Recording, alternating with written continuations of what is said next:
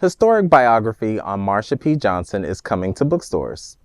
Celebrated artist and scholar Tourmaline is set to release a landmark biography on Marsha P. Johnson, a trailblazer of queer liberation and an iconic figure in the Stonewall Uprising.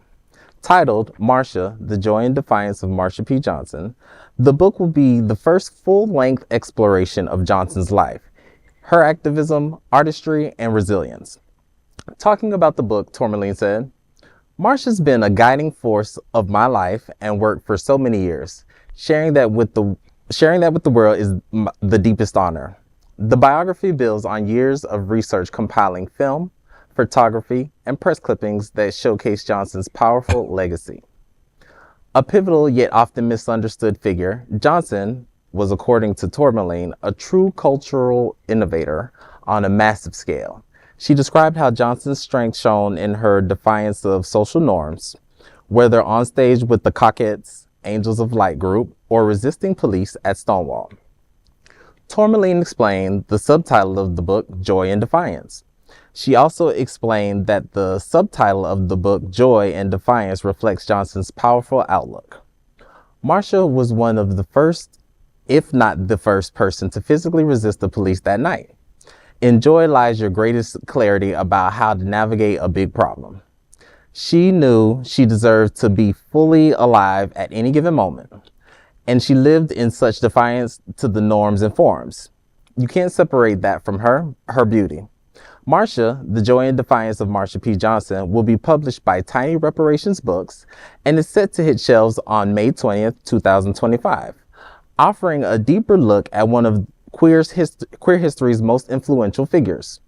In a time when bans on queer books are increasingly prominent, this book and Marsha's life story are sure to reinvigorate queer culture. Thank you, Tourmaline. Yeah.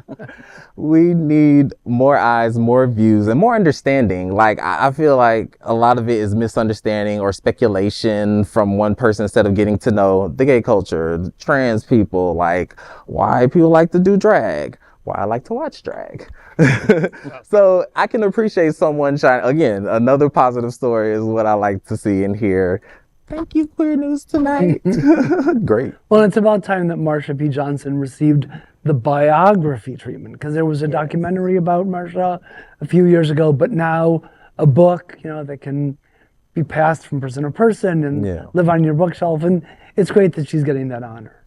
And it's nice because it was described as not just interviewing other people talking about her, but actual press clips, footage of her own actual words, because often, I'll hear all the different stories that people sort of post on to her. And then I'll actually read what people say that she stated. And it's just a different person often. And I'm like, I want to know who Martha was, not what everyone else wants her to be. Like, but what was she like? Like, for instance, it's asserted that in a radio interview, she said she did not throw the first brick at Stonewall. Now, others claim she climbed up the building and got something off the building and smashed it down on a police car. So I think that's cooler than a brick. But I want to hear what she said actually happened, not what everyone else claims is what she did. No, I mean, I agree. And also, this is a mess. I mean, her story, her glorious story, is why I'm so pissed off by the pick-me gays, the ones that who are advocating dropping the T from LGBTQ movement, the ones that who are like, black and trans people were not at a Stonewall riot. Bitch, she's right there. Well, also a lot of that is like right-wing claims that they're the group. Like the right-wing will pay to prop up a group like that. There's also certain types of allegedly anti-choice women's groups, and then you get into it's like, oh, it's a bunch of right-wing billionaires secretly backing it, and it's not anything. Outside agitators.